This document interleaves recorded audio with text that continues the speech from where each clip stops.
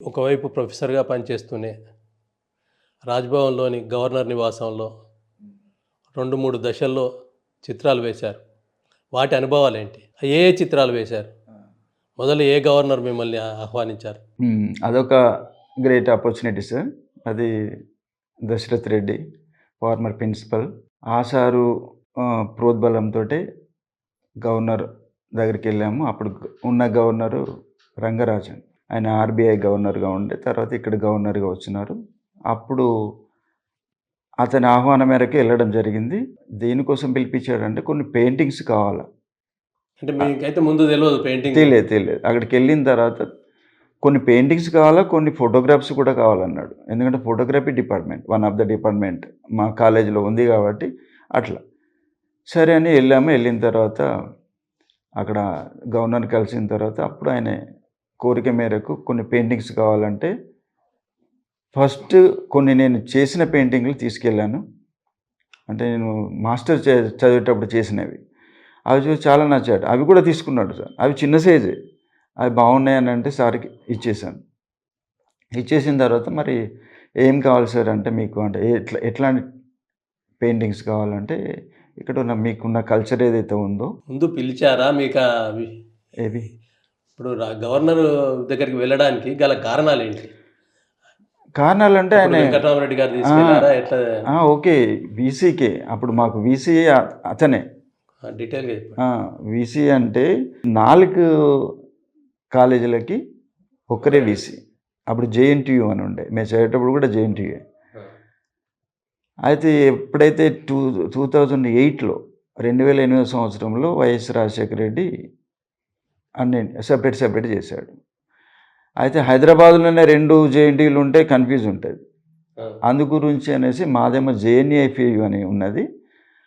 అదేమో JNTU H అని ఉంది. అంటే జేఎన్‌టీయూ హైదరాబాద్ అని. మాది అదే సేమ్ పేరు అంతా బాగుండదని జేఎన్‌ఐఫ్ఏయు అంటే Jawaharlal Nehru architecture and fine arts university అని పెట్టారు. సో అప్పుడు జేఎన్‌టీయూలో ఉన్నప్పుడు మాకు ఒకటే వీసీ కాబట్టేసి ఆయనకు ఇన్ఫర్మేషన్ పోవచ్చు అఫీషియల్‌గా. ఎందుకంటే ఒకసారి రండి గవర్నర్ పిలుస్తున్నాడని అఫీషియల్‌గా వాళ్ళకి ఇన్ఫర్మేషన్ పోతే ఆ వీసీ ఇక్కడ ప్రిన్సిపల్‌కి ఫోన్ చేస్తాడు. ఫైన్ ఆర్ట్స్‌కు ప్రిన్సిపల్‌కి ఫోన్ చేసేస్తే అప్పుడు దశరథ్ రెడ్డి ఇక్కడే ఉన్నాడు కాబట్టి యాజ్ ఏ ప్రిన్సిపల్‌గా కాదు, పిరాన్ సార్ ఏమో ప్రిన్సిపల్ ఉండే, సారు మామూలుగా ప్రొఫెసర్‌గా ఉండే. ఉన్నప్పుడు అప్పుడు సారు అప్పుడే అంతకుముందే నన్ను ఇక్కడ తీసుకున్నాడు.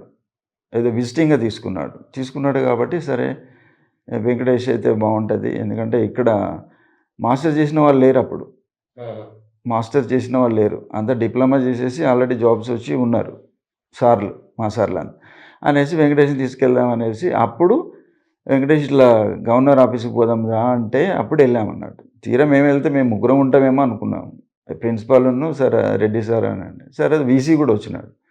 పెద్దోళ్ళు వచ్చినారనేసి అనుకున్న తర్వాత లోపలికి పోయినాం. గవర్నరు రెసిడెన్సీ అయిపోయినాం.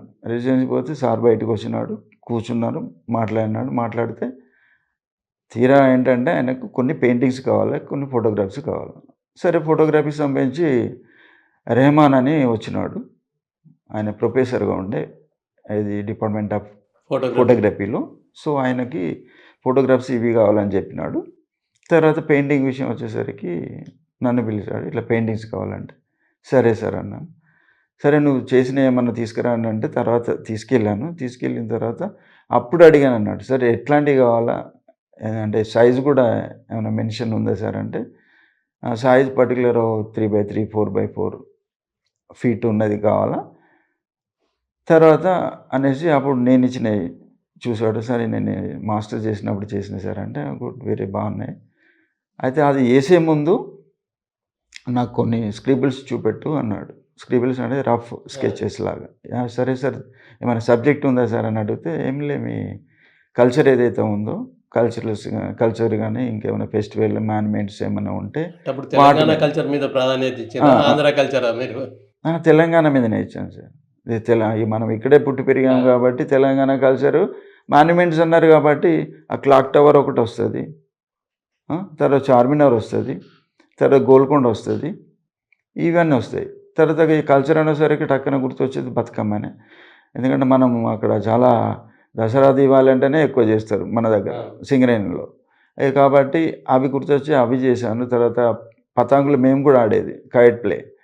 వాటి మీద చేసి చూపెట్టేసరికి మళ్ళీ బోనాలు కూడా అవి చేసి చూపెట్టేసరికి బాగున్నాయి, అవి చేయమంటే అవి చేసి ఒక 20 పెయింటింగ్లు సార్కి ఇచ్చాను. సార్కి అంటే త్రూ వీసీ ద్వారా యూనివర్సిటీ తరఫున ఇచ్చేసాం. జస్ట్ గిఫ్టే అవి, దానికి డబ్బులు అని ఏం లేదు. ఈ మెటీరియల్ అంతా కాలేజీ ఇప్పించింది కాబట్టి వాటి మీద చేసేసి క్యాన్వాస్ మీదనే చేసేసి ఇచ్చేసాం. సో అది మొదటి అడుగు అక్కడ. జనరల్గా బతుకమ్మ, బోనాలు, కాపురాజయ్య మొట్టమొదటి జ్ఞాపకం వచ్చే చిత్రకారులు. అవునవును. అంతర్జాతీయ, జాతీయ స్థాయి చిత్రకారులు. వారు ఆ చిత్రాలతోనే మొట్టమొదటి గుర్తింపు పొందారు. తర్వాత రిస్కీ లైఫ్ చేశారు, కానీ మొట్టమొదటి అదే చేశారు. అంటే అవి ఏమైనా ప్రేరణ మీకు? కాపురాజయ్య అప్పటికి ఏమైనా పరిచయం? చూసాను సార్, ఎందుకంటే మేము మాస్టర్ చేసాం కాబట్టి కాపురాజయ్య, పిటి రెడ్డి వీళ్ళందరూ చూసాం. అంతకుముందు సూర్యప్రకాష్ది కూడా చూసాం. సూర్యప్రకాశం ఖమ్మం డిస్టిక్, ఇప్పుడు తెలంగాణ కిందనే వస్తుంది. అయితే ఖమ్మం డిస్టిక్ సార్. అయితే అప్పుడు ఫేమస్ ఆర్టిస్టులు అంటే వీళ్ళే, మీ కాపురాజయ్య, తర్వాత పిటి రెడ్డి, తర్వాత సూర్యప్రకాష్, లక్ష్మగౌడ్, వైకుంఠం.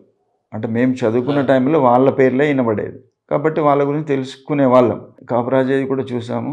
కాపురాజయ్యను కలిసినట్టు కూడా గుర్తుంది, కానీ అంత గుర్తు లేకుండా.